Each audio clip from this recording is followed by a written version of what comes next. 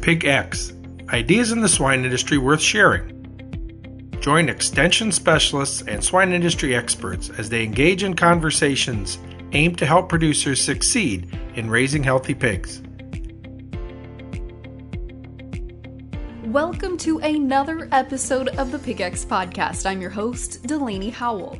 Just a quick note here, there was a little difficulty producing this episode with scheduling, and that's why this episode is being released a little behind schedule. But future episodes will still be released the first Monday of every month. However, this episode I think was worth waiting for because it focuses on two very important topics: PRRS vaccination and research, and biosecurity. And you might be thinking at first blush, these two topics don't have a ton in common, but believe me, there is a lot of overlap. Think about a time when your farm or a farm you know had a disease outbreak. Was their biosecurity up to par, or could there have been a few things that needed to be addressed? Regardless, we all face risk on our farms when it comes to disease, and biosecurity plays an important role in being able to address that. But don't just take my word for it. Let's turn our attention first to a conversation I had with Cesar Moura, a PhD student at Iowa State University who has been studying PRRS since his arrival stateside. My name is Cesar Moura. I'm a PhD student at the VDPN department at Iowa State University. And I'm also a research assistant. And I got my DVM in Brazil in 2015, and I've done some field work in my country for 2 years, and I got here in US in 2017 to join Dr. Daniel Linhares' group and conduct my PhD on how to use epidemiological and immunological solutions to control PRRS virus on growing pig groups. Before we dive into this topic a little deeper, let's review about PRRS. The porcine reproductive and respiratory syndrome, most commonly known as PRRS, is a viral disease that infects pigs of all ages.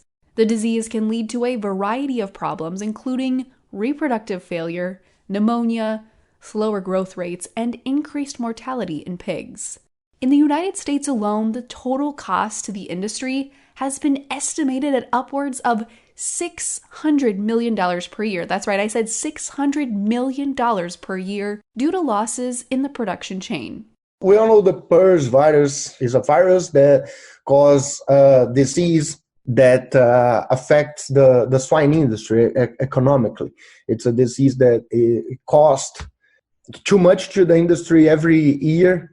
And we all know that big part of this impact of this disease is on growing pig populations, right? So we have this need. We see that the need of the industry to work and try to reduce these losses after weaning.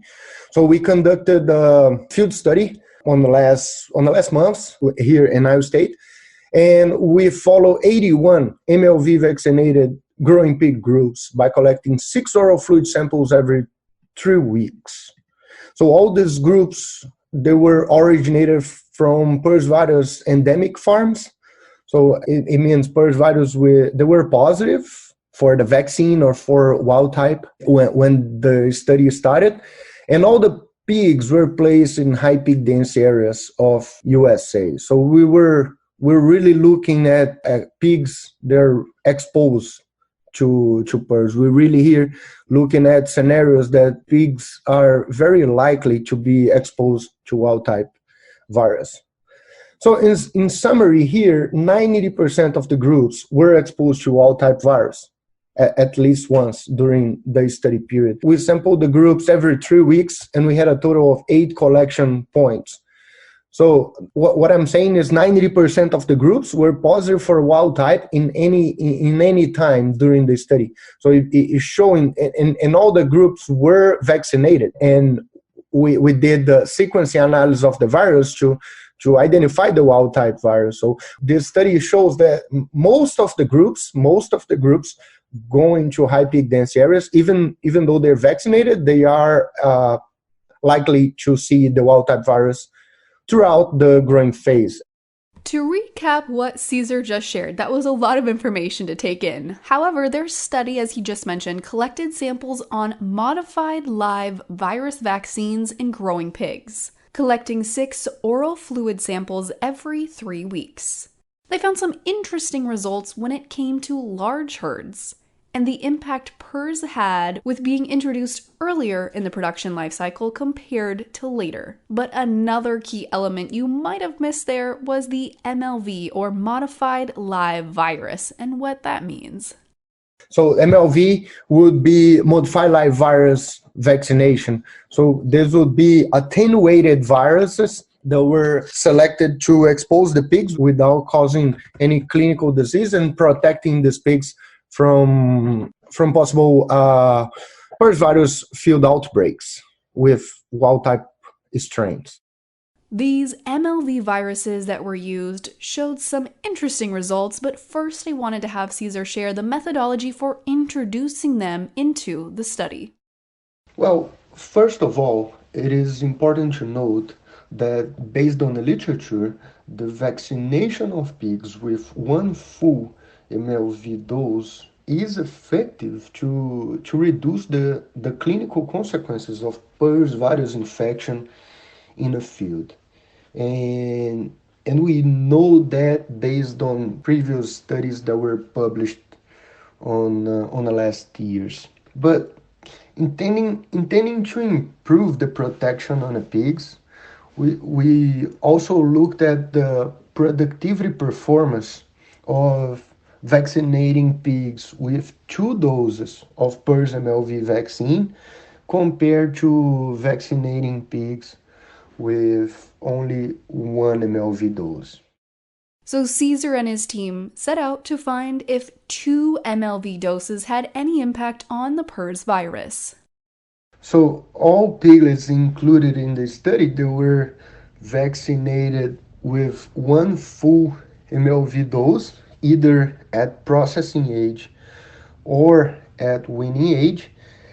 And the groups that were allocated in a 2-dose protocol, they received the second shot with another full MLV vaccine dose 4 weeks after the first vaccination.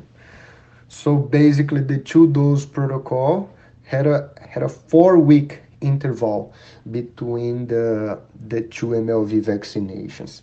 And it didn't really matter the timing of the first vaccination. So we had groups that were either vaccinated at processing or at weaning. What really mattered here was the interval between the 2 doses, which was always 4 weeks. Again, to recap here, the research found that it doesn't necessarily matter when the first MLV dose was given. The key is in the second round of that MLV dosage. So we used regression models to compare some key productivity indicators between groups that were vaccinated with only 1 dose and groups that were vaccinated with 2 doses of PRRS MLV vaccine.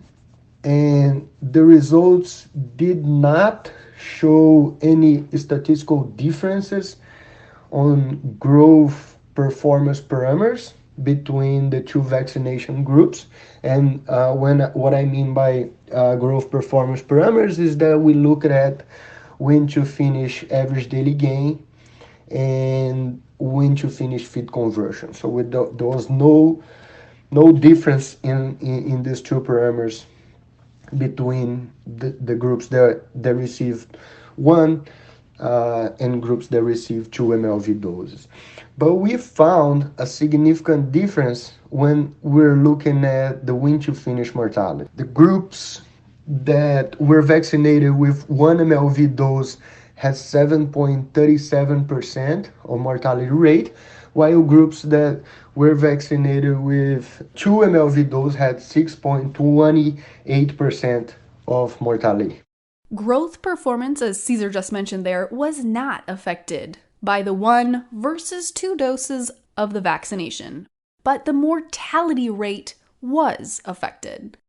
And it was very interesting to look at the difference on the mortality rate between the two vaccination groups at different scenarios. Basically, what I mean is that the difference in mortality between the two vaccination groups changed depending on the age of the pigs when they were exposed to PRRS virus, and also depending on the magnitude of virus challenge that the groups received during the grow to finish phase. More specifically, the two-dose protocol was more efficient to reduce the mortality when the groups were exposed to wild-type PRRS at the sow farm or at the nursery phase, compared to when the groups were exposed to the virus later on during the finishing phase. It was also interesting to see that the two-dose protocol was more efficient to reduce the mortality on the groups that had a higher detection of wild-type PRRS virus during the grow to finish phase. And what I mean by a higher detection of PRRS virus is that the groups had either a higher frequency of wild-type virus detection during the win to finish phase, or they had a higher diversity of wild-type detection during the grow to finish phase. So basically, the groups that the reduction on the mortality followed by the two-dose protocol was higher on the groups that had higher levels of challenge. Before we turn our conversation to talking biosecurity, Cesar has just a few take-home messages which I think really drive the message home. So in summary, under the conditions of this study, vaccinating growing pig groups with the 2 doses of PRRS MLV vaccine was a useful strategy to immunize growing pigs against PRRS, lowering the growing pig mortality rate, and especially on groups that were early infected and on the groups that faced high levels of challenge during the growing phase. Wow, what a lot of great information there. Not only can we implement new ideas and protocols such as a double MLV, but another factor, as we mentioned at the top of the hour, that can play a role in increased or decreased PRRS outbreaks is, of course, biosecurity. Next, we turn to Dr. Jeff Blythe, a veterinarian for Pipestone Systems, who recognizes the value of biosecurity and incorporates it into a daily part of his routine. Working with producers all over Iowa, parts of South Dakota, and Minnesota, he sees firsthand some of the do's and don'ts of biosecurity, so stay tuned.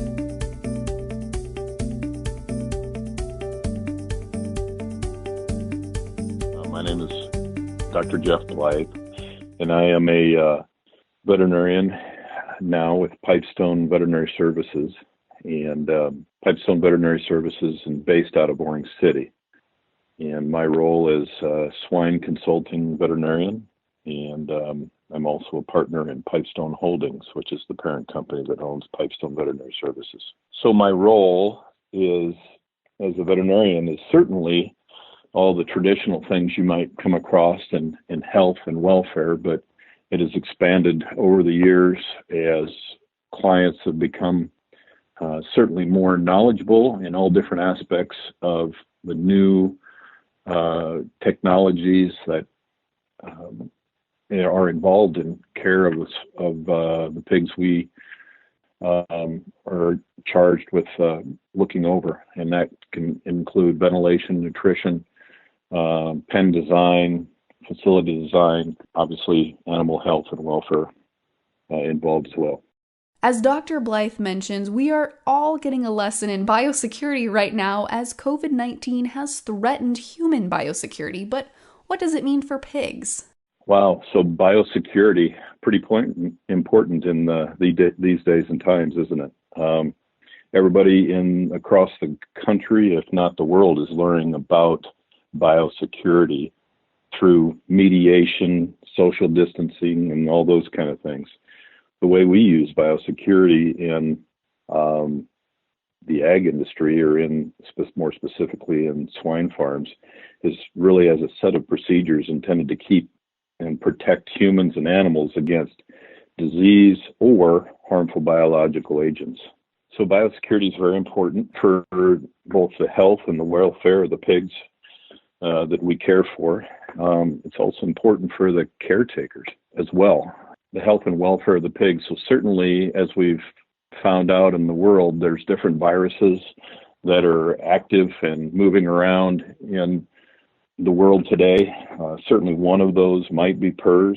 There's many other viruses, influenza, certainly. The new COVID-19 is a different kind of sort of form of influenza, or it's actually not an influenza, but a respiratory virus. And so we want to protect the health and welfare of those pigs so that they do not become in contact with that. Biosecurity is also important for any possible cross-species transmission. Influenza is certainly one of those that we've run across in the past. And then lastly, if we keep the pigs healthy and they don't come into contact with some of these bad viruses or bacteria and those kind of things, there's less need for medication. Also, if pigs get sick, there's more labor demand, and we do have somewhat of a limited labor source in the animal industry now, and so labor efficiency is a big thing, and the healthier we can keep those animals, the healthier, more comfortable, the less time that the laborers need to manage those pigs and keep them healthy through treatment, vaccinations, and other things. Why should you as a producer be focused so heavily on biosecurity? There are, of course, the obvious reasons, but what about things that we don't think of day to day? One of the research has shown over the years through actually some research and then certainly through just normal common sense and anecdotal information that a lot of the ways that pigs get exposed to these different viruses or bacteria is actually through caretaker contact, manure, maybe nasal discharge or those kind of things on coveralls or boots that the caretaker maybe wore in a different set of pigs that were maybe a totally different source or a different farm site. This was certainly driven home very aggressively through the PED outbreak that the industry had back in 2013. PED is very, very infectious, and the more we could do to have site-specific coveralls, boots, those kind of things, help prevent the next site from possibly getting that PED virus.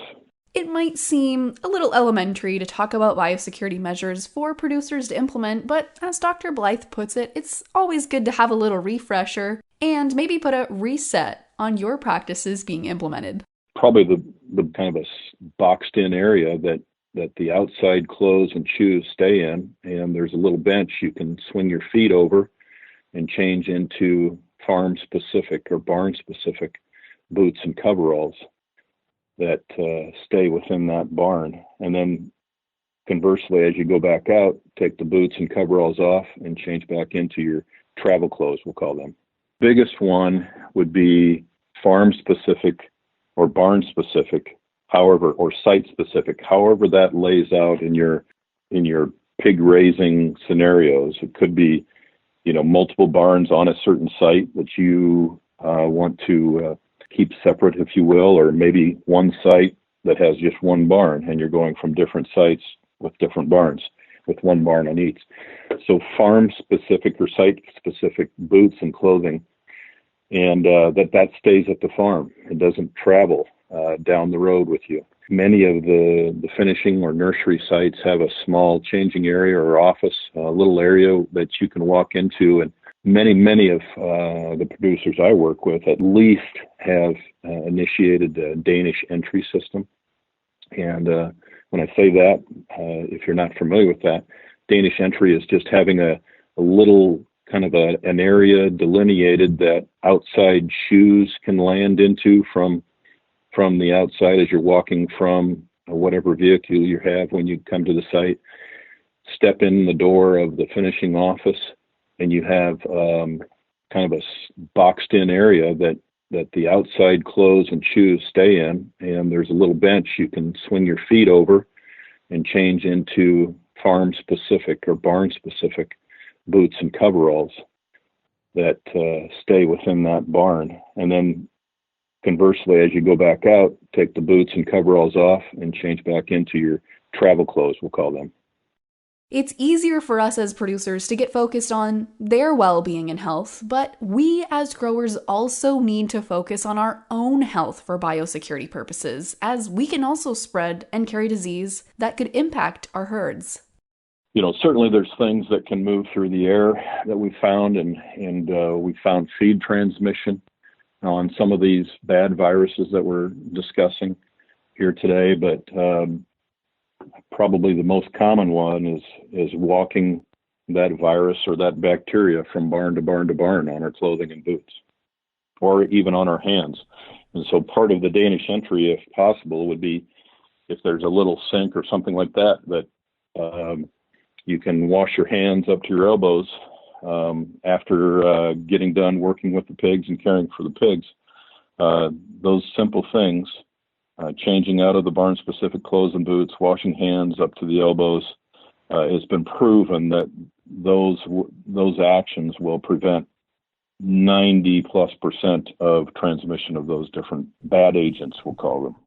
Those bad agents, as Dr. Blythe calls them, can enter a pig's life at any point of production. But there are a few points during their life when those agents have far more drastic impacts on their productivity.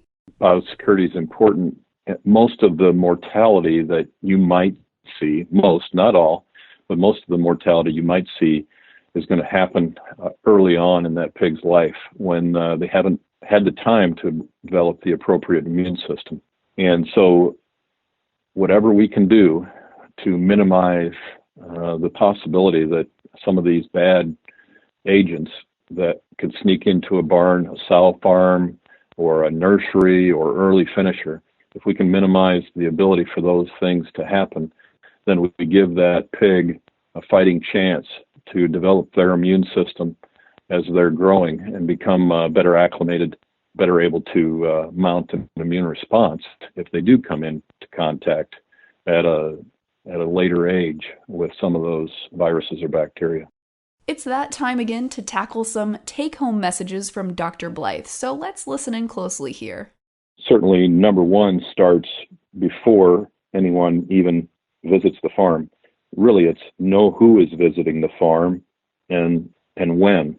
Limit that outside visitor because they may not be as in tune with the biosecurity protocols that you demand of every person to visit that farm. My personal preference is to keep that barn locked at all times so that there is some assurance that there isn't any outside persons visiting your barn, either for honest reasons or nefarious reasons. My preference is to have all visiting personnel before their feet hit the ground slip into little gray booties so that they're not tracking anything from their travel vehicle into the little entryway of the office as they prepare to come in and view the pigs with you. We talked about Danish entry a little bit earlier, but I think Danish entry at the minimum is very important. Farm or barn specific boots and clothing, an area where you can shed your travel shoes, travel clothes if warranted, and step into barns or farm specific boots and coveralls that are clean and washed up in between visits. I think one thing that gets really overlooked, item 7, would be, dead stock removal. Have a good set of protocols on how we handle those pigs that have died and how do we get them out of the barn and safely get them to many of the rendering sites or farms that I still visit or see driving down the road. might have the same area where the dead stock might be dropped off, and then the rendering trucks driving over that same area.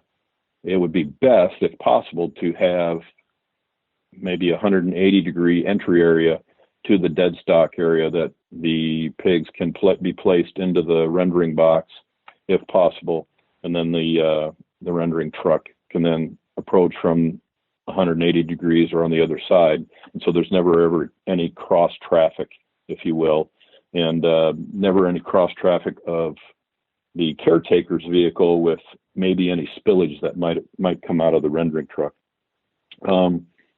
Last item would be, we all need to bring pigs into these facilities or take market hogs out, and so trucking is a significant area significant area of risk to the barn, both as the pigs are coming in, what they physically come in with, or maybe what they come in with as they're walking in. If, say, feeder pigs or isoines, for example, if a truck wasn't cleaned prior to loading those feeder pigs.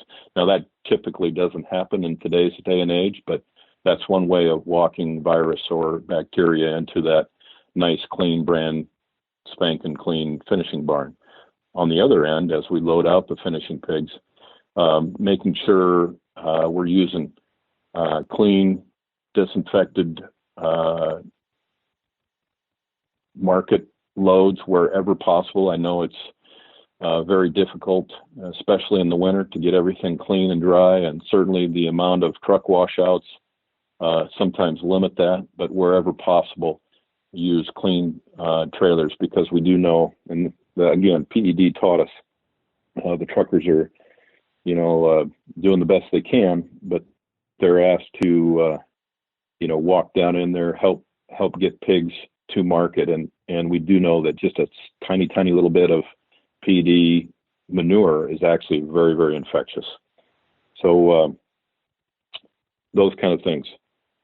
That load out time maybe is the most stressful time on the farm. So people kind of forget about biosecurity protocols, and I see that happen. You're trying to get those guys onto the truck, and it can be a little stressful at times. And so always just need to slow down and think critically.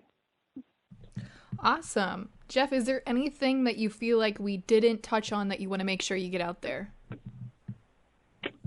Those are the big points, Delaney. I don't know. I hope it was all right. Okay, perfect. No. Last item would be, we all need to bring pigs into these facilities or take market hogs out, and so trucking is a significant area of risk to the barn, both as the pigs are coming in, what they physically come in with, or maybe what they come in with as they're walking in. If, say, feeder pigs or isoines, for example, if a truck wasn't cleaned prior to loading those feeder pigs. Now, that typically doesn't happen in today's day and age, but that's one way of walking virus or bacteria into that nice, clean, brand spanking clean finishing barn.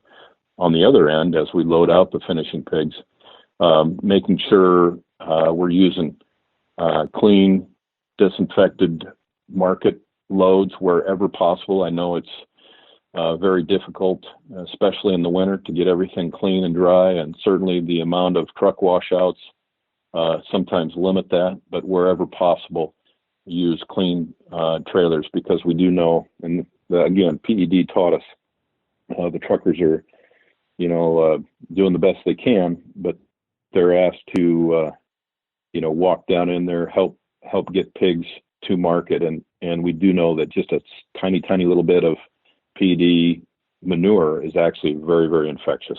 But my favorite simple take-home message from Jeff is easily rememberable for all folks working in the pork industry. You're trying to get those guys onto the truck, and it can be a little stressful at times. And so always just need to slow down and think critically. Well, that does it for another episode of the PigX Podcast. Tune in soon for episode 5 in just a few short weeks as we tackle sow body condition scores with Dr. Laura Greiner. If you're enjoying the PigX podcast, please also take a quick moment to write us a review and give us a rating on the podcast platform you've been listening to this episode on. Until next time, I'm your host, Delaney Howell. PigX is a national podcast hosted by the Pig Livability Project partners at Iowa State University, Kansas State University, and Purdue, and supported by the Iowa Pork Industry Center. For more information on the project, head to www.piglivability.org, or to inquire directly with questions regarding the project, email ipic@iastate.edu. PigX. Ideas in the swine industry worth sharing.